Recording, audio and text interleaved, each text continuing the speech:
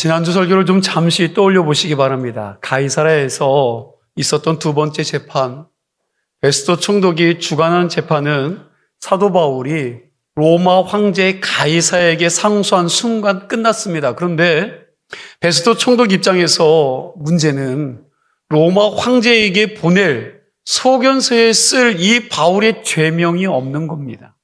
이때 마침 유대 종교와 유대 풍습을 잘 아는 유대 왕 헤롯 아그리파 2세가 가이사랴에 왔고, 베스도 총독은 자신이 처한 이 일에 대해서 자문을 구하고 싶다고 한 겁니다. 그러자 이 아그리파 왕이 바울을 직접 보고 그 말을 듣고 싶다고 그랬습니다. 그 결과 바울의 신문이 한 번 더 열리게 됩니다. 사도행전 25장 23절에 의하면 이 신문은 그냥 정식 법정이라고 할 수 없는 어떤 접경장소 같은 곳에서 유대의 지도자급인 이 사람들, 이 인사들을 죄다다 모아놓고 그 자리에서 바울을 불러 청문회를 하는 것입니다. 여기서 베스도 총독이 아그리파 왕에게 바울을 신문하도록 위임을 한 것입니다. 이건 사도행전 24장에서 나눈 말씀인데, 바울이 이미 사내들이 공회에서 대표자인 이 아나니아를 통해서 세 가지 죄를 고소당합니다. 대제사장 아나니아와 장로들이 더들로라는 변호사를 통해서 바울의 세 가지 죄를 고소했는데, 여러분 기억나세요?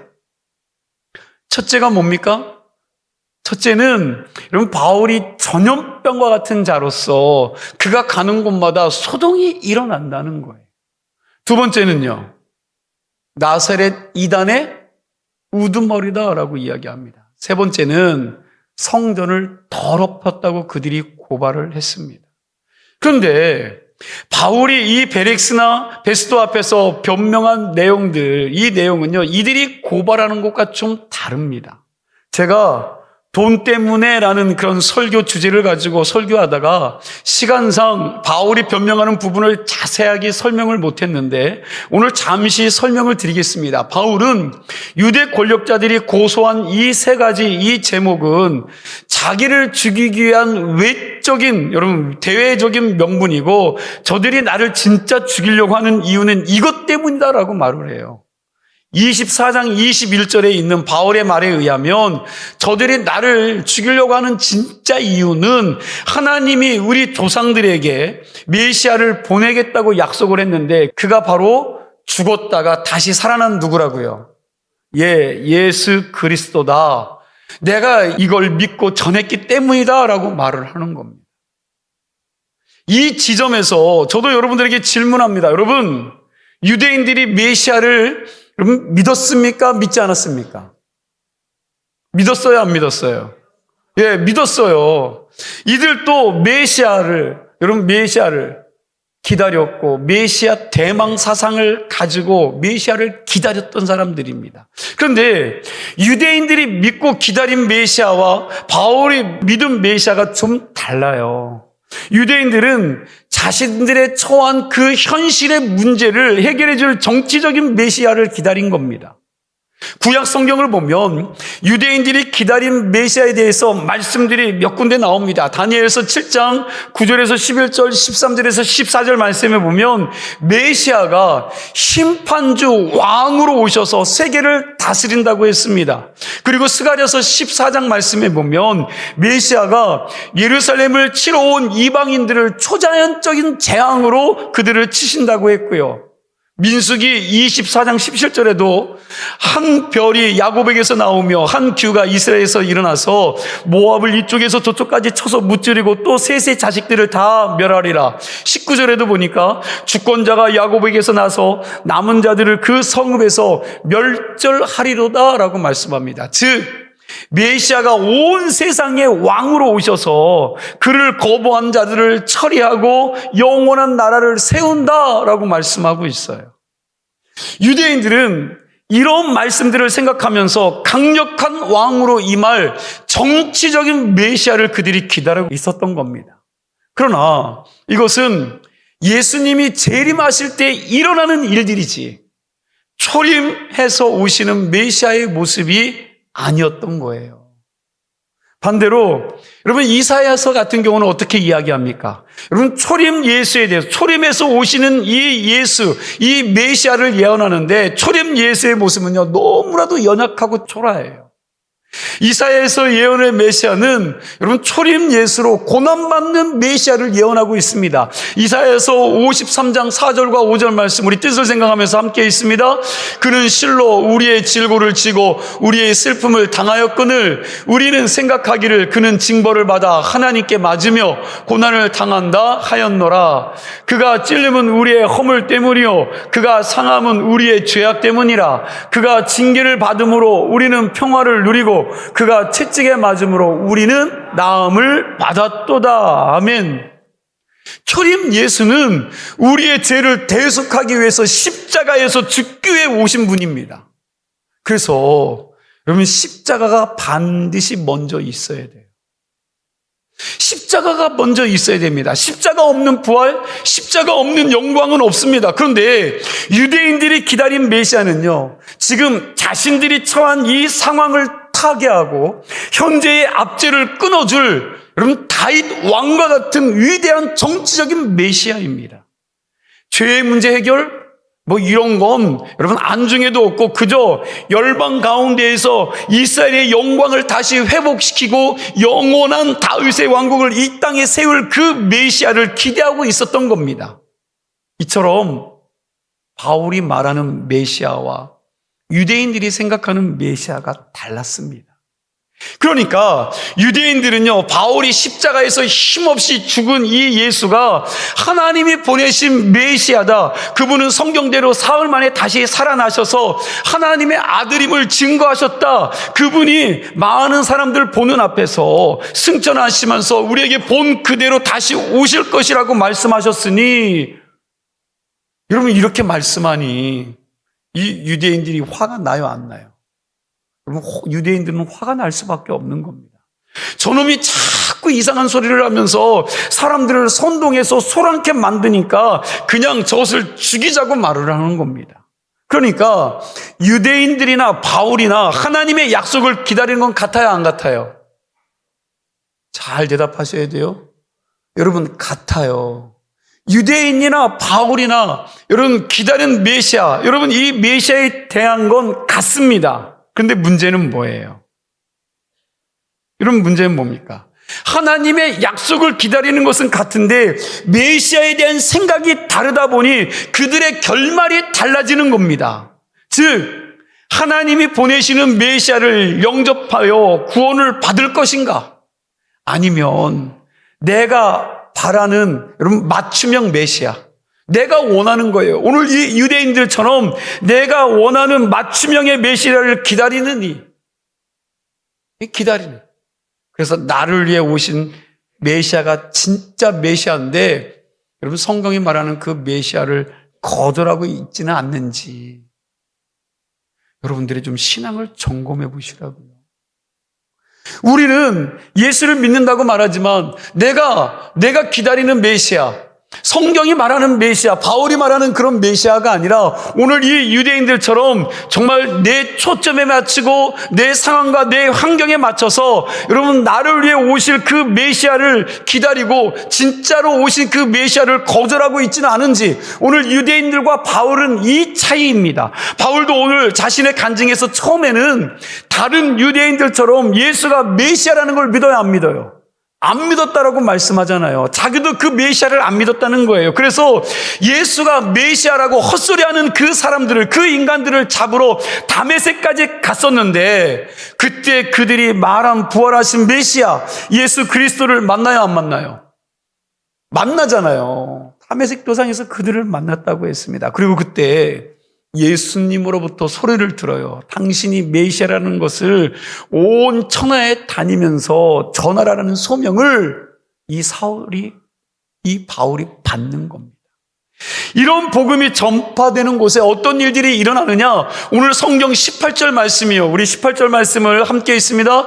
그 눈을 뜨게 하여 어둠에서 빛으로 사단의 권세에서 하나님께로 돌아오게 하고 죄 사함과 나를 믿어 거룩하게 된 무리 가운데에서 기업을 얻게 하리라 하더이다. 자, 예수가 우리를 죄에서 구원할 메시아라는 복음을 전하면 사람들의 눈이 어떤데요?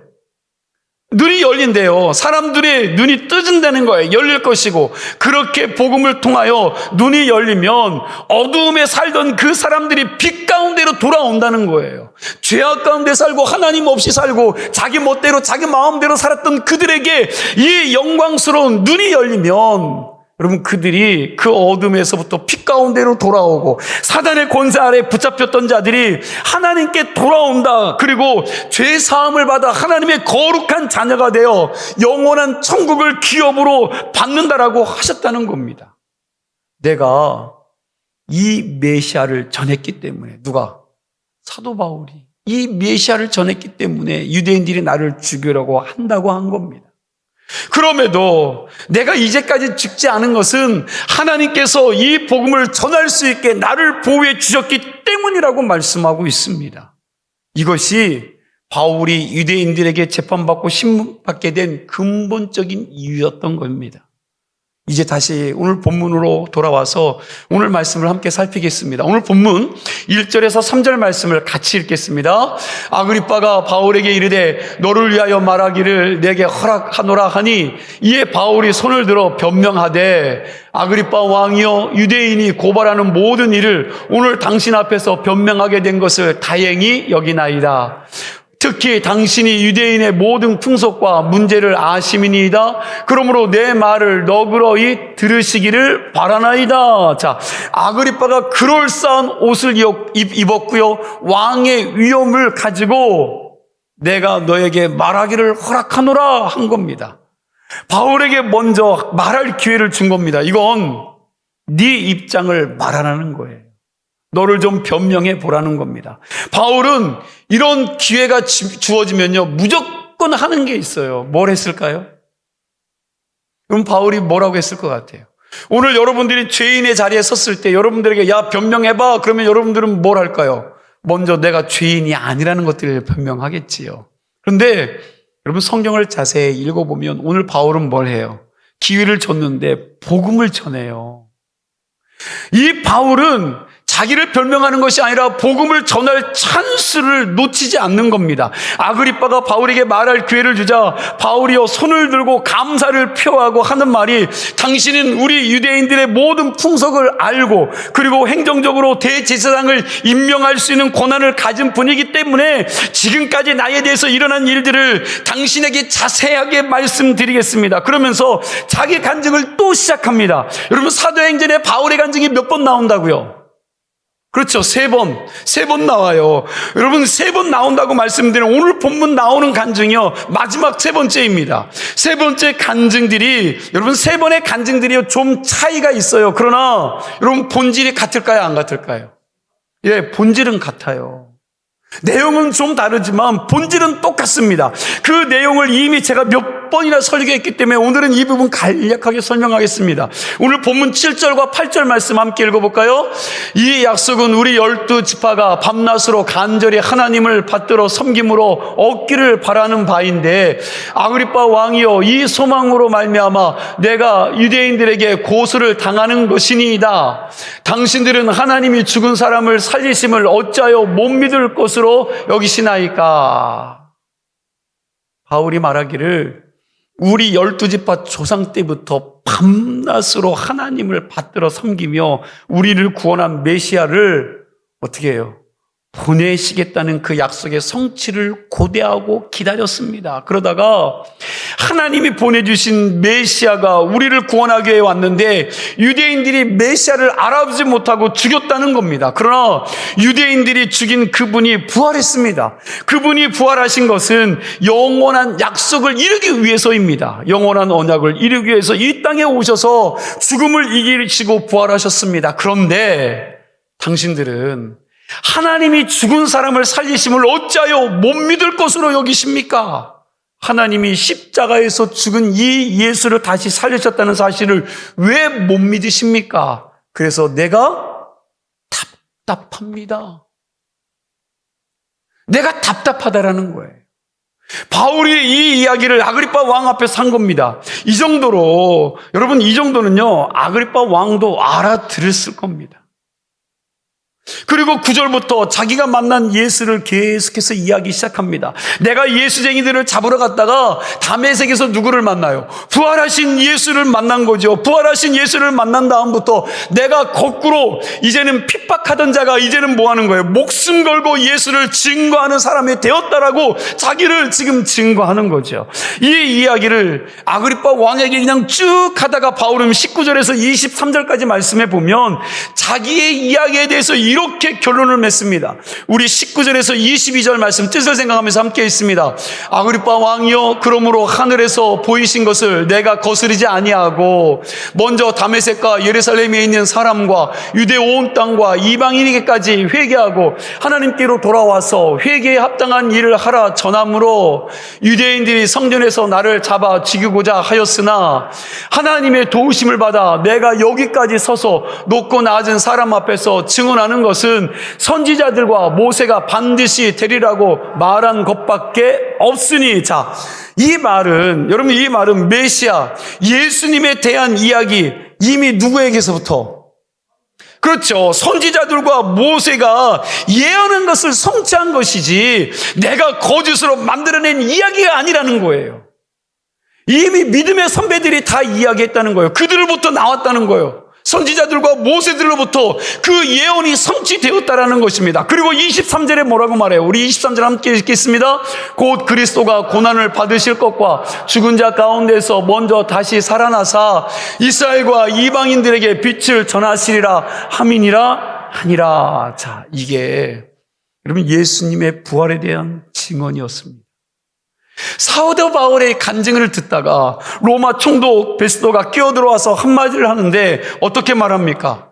베스도는요, 이방인이죠. 이방인으로 구약 성경에 대한 지식이 없으니까 바울의 말꼬리를 여러분 자르고 치고 들어와서 한마디를 한 겁니다. 바울이 공부를 너무 많이 해서 살짝 뭐 했다고? 돌았다고, 맛이 간 것 같다라고 이야기를 하죠. 그래서 그럼 내가 네 이야기를 들어보니까 야, 너 굉장히 논리적인 것 같아. 야, 너 정말 똑똑하다. 그런데 너 너무 공부 많이 해서 미쳐버린 거 아니냐? 여러분 그렇게 이야기한 거죠. 24절 말씀이요. 24절도 함께 읽어볼까요? 바울이 이같이 변명하며 베스도가 크게 소리내어 이르되 바울아 내가 미쳤도다. 내 많은 학문이 너를 미치게 한다 하니. 자, 여러분 이 24절을요 메시지 성경으로 보니까 참 재미있게 번역해 놨어요. 잘 들어보세요. 베스도가 바울의 말을 자르고 큰 소리로 말했다. 그대가 미쳤어. 책을 너무 많이 읽고 허공을 너무 오래 쳐다봤어. 좌중하고 현실 세계로 돌아오시오. 그러자 바울이요 그 말에 대해서 뭐라고 말합니까? 25절입니다. 25절 함께 있습니다. 바울이 이르되 베스도 각하여 내가 미친 것이 아니요 참되고 온전한 말을 하나이다. 자, 내가 미친 사람이 아니라는 거예요. 나는 참되고 온전한 말을 하고 있다는 거죠. 여러분 그렇게 대답하고 다시 아그리빠에게 말을 합니다. 그게 26절이에요. 26절 함께 있습니다. 왕께서는 이 일을 아시기로 내가 왕께 담대히 말하노니 이 일에 하나라도 아시지 못하며 없는 줄 믿나이다. 이 일은 한쪽 구석에서 행한 것이 아니니이다. 자, 베스도 총독은 이곳에 부임한 지 얼마 안 돼서 이런 일들을 잘 모르지만 그러나 아그리빠 왕 당신은 유대 나라의 왕이기에 예수님에 대한 이야기를 잘 알고 계시지 않습니까? 예수님에 대한 이야기가 저 나사렛 한 촌 시골 구석진 곳에서 일어난 이야기가 아니라는 거 아시지 않습니까? 예루살렘 중앙에서 있었던 일로 모든 사람들이 다 알고 있는 이야기 아닙니까? 예루살렘 공회에서 그가 신성 모독죄로 재판받아서 갈보리 언덕에서 십자가에 못 박혀 죽으신 거 당신 알고 계시지 않습니까? 스데반 집사가 사내들이 공회 앞에서 돌에 맞아 죽은 이야기 당신 다 알고 계시지 않습니까? 그럼 그런 거예요. 그리고 난 다음 아그리빠 왕에게 질문을 합니다. 27절 말씀해 보니까 이렇지요. 아그리빠 왕이요, 선지자를 믿으시나이까? 믿으시는 줄 아나이다. 이걸 보면 여러분, 신문 받는 사람이 바울이 아니라 누구 같아요? 예, 아그리빠 왕 같습니다. 아그리빠가 바울의 말을 듣다가 자기가 설득당할 것 같으니까 뭐라고 말합니까? 28절이에요. 우리 28절 함께 있습니다. 아그리빠가 바울에게 이르되 내가 적은 말로 나를 권하여 그리스도인이 되게 하려 하는도다. 자, 이 말씀도 제가 메시지 성경을 좀 보았습니다. 그랬더니 이렇게 말해요. 이대로 더 가다가는 네가 나를 그리스도인으로 만들겠구나 라고 말하는 거죠. 아그리빠는 바울이 어떤 의도로 자기에게 질문했는지를 알았기에 바울의 대답을 슬쩍 피해서 대답을 했습니다. 그러자 바울이 또 말해요. 29절 보니까 바울이 이르되 말이 적으나 많으나 당신뿐만 아니라 오늘 내 말을 듣는 모든 사람도 다 이렇게 결박된 것 외에는 나와 같기를, 여러분 나와 같이 되기를 하나님께 원하나이다. 나는 여기 있는 청부장들과 베스도 총독과 시중에 높은 사람들과 그리고 베스도 아그리빠 왕까지도 다 예수 믿는 사람이 되었으면 좋겠습니다라고 얘기한 겁니다. 여러분, 이 모습을 가만히 한번 좀 생각해 보세요. 지금 이 자리가 어떤 자리입니까? 죄수로 몰려서 자기를 변호하는 자리예요. 내가 죄인이 아님을 변명해야 될 자리예요. 내가 죄인이 아님을 여러분 나타내야 되는 그런 자리입니다. 그런데 바울은 내가 죄 없는 사람이다, 나는 무죄한 사람이라고 변론하지 않습니다. 보통 사람들, 오늘 여러분과 제가 죄인의 자리에 섰다면 아마 여러분 우리는 너무나도 많이 내가 죄인이 아니라고 변명하고 엄청난 이야기들을 쏟아냈을 것입니다. 나에게는 죄가 없다고 하면서 나를 겁나게 어필했을 겁니다. 그러나 바울은요, 여기서 자기가 죄인이다 아니다 이거 중요하지 않아요. 바울에게는 자기가 죄인인지 아닌지가 중요하지 않습니다. 바울에게 있어서 중요한 것은 이 자리에 있는 많은 권력자들에게 자기가 만난 예수 그리스도를 소개하는 것이 가장 중요한 것뿐이었습니다. 그래서 여기 있는 모든 사람들이 내가 지금 이 자리에 결박되어 있는 것 외에는 당신들도 다 나와 같이 되기를 원한다. 당신들도 내가 만난 예수 그리스도를 믿었으면 좋겠다고 하면서 여러분 그 자리에서 복음을 전한 겁니다. 자기를 변호하는 자리에서 자기를 변호하는 것이 아니라 사람들에게 뭐래요? 예수 믿으라고. 그럼 베스도 보기에 바울이 제정신이 아닌 거죠. 변명해야 될 자리에서 복음을 전하니 그럼 베스도 보기에는 이 바울이 제정신이 아닙니다. 그래서 뭐라고 말? 야, 너 미쳤구나. 너 미쳤네. 그럼 그렇게 이야기한 거예요. 사실 바울은 예수 그리스도에게 미친 사람 맞습니다. 베스도가 한 말이 맞는 말이에요. 정말 바울은 다메섹 도상에서 예수 만난 다음에 여러분 평생 제 정신으로 살지 않았어요. 여러분 성경 보세요. 그가 제 정신으로 살았습니까? 여러분 머리부터 발끝까지 오직 예수 그리스도의 영, 성령에 사로잡혀서 여러분 하나님의 영에 사로잡혀서 산 줄로 믿으시기 바랍니다. 예수님 만난 다음에 자기가 가진 세상 모든 스펙들을 배설물로 여기고요. 오직 예수 그리스도의 십자가만 알겠고 그리고 그것만 전하고 살겠다고 그는 결심을 했습니다.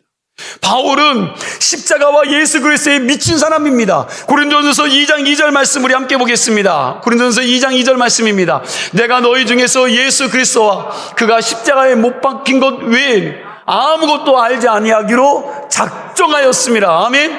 여러분 이게 오늘 바울의 고백이요. 바울의 고백. 심리학자들과 정신 분석가들이요, 요즘 세상 돌아가는 것을 보고 하는 말이 있습니다. 사람들이 다 뭔가에 미쳐서 살고 있다. 사람들이 뭔가에 다 미쳐 살고 있다고 그래요. 그런데 이 말을 가만히 생각해 보면 맞는 말 같아요. 지금 현대인들을 보면요, 여러분 정치에, 술에, 도박에, 주식에, 부동산에, 정보지식에, 성에, 돈에, 마약에, 여러분 쾌락에 각종 좋은 것들, 여러분 이거 다 어디요? 쾌락에 각종 중독에 대해서 어딘가 여러분 다들 미쳐 살고 있다라는 거예요. 그리고 한편으로 생각해 보면 지금 세상은 뭔가에 미치지 않고는 살아남을 수 없는 세상인 것 같습니다. 일을 하나 해도 거기에 미쳐야 무슨 일이든지 제대로 해낼 수 있는 세상이 되고 말았어요. 자기가 하는 일에 여러분 뭐든지 간에 푹 빠지고 미쳐야지 성공하는 시대 아닙니까? 오늘 이 시대는 그냥 여러분 물결 치는 대로 바람 부는 대로 사는 사람은 아무것도 못 이뤄요. 이룰 수가 없습니다. 뭔가에 미쳐서 성과를 뭔가에 미쳐야 성과를 낼 수 있다는 거예요. 이렇게 뭔가에 미쳐서 살아야지 여러분 도태되지 않고 그래도 뭔가를 이루며 살 수 있게 세상은 이런 사람 되기를 열망합니다. 이런 시대를 사는 우리 크리스찬들은 어떤가요? 오늘 여러분과 저는 어때요? 한번 생각해 보세요. 여러분들의 신앙생활은 어떻습니까? 아니, 여러분들이 살아가는 세상 생활은 어때요? 마찬가지로 이 세상 사람들이 미치는 것들에게 여러분 함께 열광하고 미치며 살고 있지 않습니까? 나도 주식에 성공에 여러분 돈에 명예에 한 번 미쳐보자. 세상 사람들이 가는 길을 그대로 따라가면서 살아가고 있지는 않으세요? 정작 우리가 여러분 전적으로 따르고 열광해야 될 예수 그리스도는 소 닭 보듯이 쳐다보고 있지는 않느냐는 거예요. 무슨 얘기입니까? 바울처럼 참되고 온전한 예수 그리스도예요. 여러분 그분에게 좀 바르게 미치는 자들이 되었으면 좋겠습니다. 거짓되고 썩어질 것들에 미쳐 사는 인생들이 아니라 정말 생명을 걸 수 있는 곳에 미치시기를 바랍니다. 오늘날 크리스천들이요 너무 똑똑해요. 그래서 길이요 진리요 생명이라고 여러분 그렇게 말씀하는 그 예수에게는 안 미칩니다. 그런데 이상하게요 그렇게 똑똑한 크리스천들이 이단 사이비 교주에게 여러분 미쳐서 인생을 망치고 또 어떤 크리스천들은 자신의 목숨을 인생 역정 한 방에 그냥 걸다가 패가 망신하는 일들이 부지기수입니다. 바라기는 저와 여러분들이 바울처럼 우리의 왕 되신 예수께 바르게 미칠 수 있기를 축복합니다. 어차피 미쳐야 사는 세상이라면 죄의 악의 마귀에게 미치지 마시고 참된 진리 되신 예수 그리스도에게 제대로 미쳐보자는 말씀이에요. 좀 여러분 이렇게 예배드리는 한 시간만이라도 좀 집중하세요. 주님께 좀 미쳐보세요. 찬양도 그렇게 하시고요. 딴 생각하지 마시고 여러분 기도도 좀 그렇게 하시고 말씀 듣는 것도 눈을 열고 귀를 열고 마음을 열어서 좀 예수께 한번 미쳐보려고 애쓰는 그러한 예배가 되기를 간절히 소망합니다. 여러분 그리스도인이 누구입니까? 머릿속에 마음속에 예수로 꽉 찬 사람 아닙니까? 여러분 그런 사람을 그리스도인이라고 이야기해요. 이런 사람들은 어떤 어려움과 위기를 만나면 하나님의 말씀이 생각나는 거예요. 의인은 믿음으로 살리라. 이 의인은 7번 넘어져도 8번 일어난다. 하나님을 사랑하는 자 곧 그 뜻대로 부르심을 입은 자들에게는 모든 것들을 협력하여 선을 이루신다는 이 말씀이 여러분 떠오르는 겁니다. 그냥 낙심하고 주저앉아 있는 것이 아니라 예수께 미친 자들은 어렵고 환난이 오고 아픔이 올 때 이 말씀들이 생각나고 이 말씀을 붙잡고 기도하며 하나님 앞에 나아가는 거예요. 이런 사람이 크리스찬 아닙니까? 적어도 이 정도 돼야 되지 예수에 미쳤다는 소리를 듣지 않겠습니까? 크리스찬으로 가면서 힘들고 어려움 당하면 누구 탓해요? 남편 탓하고 아내 탓하고 자식 탓하고 환경을 탓하고 원망하고 불평하고 낙심하는 사람들이 있는데 이 시간 나는 진정한 크리스찬인가 아닌가를 좀 깊이 있게 생각해 보아야 합니다. 내 머릿속에 예수가 차 있는가 아니면 온갖 세상 염려와 돈과 명예와 세상 쾌락에 꽉 차 있는가 이걸 좀 스스로 점검해 보세요. 여러분 진짜 신앙이라면 좀 점검해 보세요. 바라기는 이 시간부터 저와 여러분들의 마음을 하나님의 성령이 통치하심으로 바울처럼 예수로 꽉 찬 인생을 살아가게 되기를 그리고 그렇게 결단하는 은혜가 있기를 간절히 축복합니다. 그리고 여러분 천하보다 귀한 한 영혼들 정말 여러분들이 사랑한다면 여러분들이 소중히 여긴다면 그 영혼을 예수께로 인도할 수 있는 삶의 소망이 있기를 축복합니다. 마지막 하나만 더 살피고 말씀을 마칩니다. 바울은 아그리빠와 이런 베스도와 그리고 유대 고위층 인사들 앞에서 자기 간증을 하면서 복음을 증거했습니다. 여기 있는 모든 사람들이 나와 같이 예수 믿는 사람들이 되기를 원한다고 복음을 선포했습니다. 그러니까 여기 있는 이 자리에, 여러분 이 자리에 있는 베스도와 아그리파 왕과 모든 사람들이 복음을 듣고 하나님이 주시는 놀라운 구원의 은혜를 받을 수 있는 기회를 얻은 거예요? 못 얻은 거예요? 얻은 거예요. 지금 바울과 함께 있는 그들은요, 복음을 받을 수 있는 기회를 얻은 겁니다. 이들이 어떤 기회를 잡았는지 우리 17절과 18절 말씀을 한 번 더 생각하며 읽겠습니다. 이스라엘과 이방인들에게서 내가 너를 구원하여 그들에게 보내어 그 눈을 뜨게 하여 어둠에서 빛으로 사단의 권세에서 하나님께로 돌아오게 하고 죄사함과 나를 믿어 거룩하게 된 무리 가운데에서 기업을 얻게 하리라 하더이다. 아멘. 예수님은 바로 이 순간을 위하여 바울을 구원하셨고 이들에게 바울을 보내신 거죠. 뭐 하기 위해서? 구원하기 위해서. 바울아, 내가 나를 죄에서 구원할 메시아라는 복음을 온 천하에 다니며 전하라. 전하면 사람들이 내 말을 듣고 눈이 떠질 것이다. 그러면 어둠에 살던 사람들이 빛 가운데로 오고 사단의 권세 아래에 있었던 사람들이, 사단에게 붙잡혔던 사람들이 하나님께로 돌아온다. 그리고 죄의 사함을 받아서 하나님의 거룩한 자녀가 돼서 영원한 천국을 기업으로 받을 것이다. 바울이 이걸 누구에게? 베스도 총독과 여러분 유대 권력자들 앞에서 이 말을 한 것입니다. 그러니까 지금 베스도나 아그리파 왕이나 유대 고위층 인사들이요, 복음을 받아들일 수 있는 기회를 얻은 거예요. 바울이 전한 이 복음을 듣고, 야, 내가 그동안 죄의 종로로 됐네? 내가 잘못 살았네? 그동안 사단의 권세 아래서 어둠 가운데 살았구나 하고 바울이 전한 이 복음을 받기만 하면 그들의 눈이 어떻게 된다고요? 그들의 눈이 열려져서 예수를 만나게 된다고요.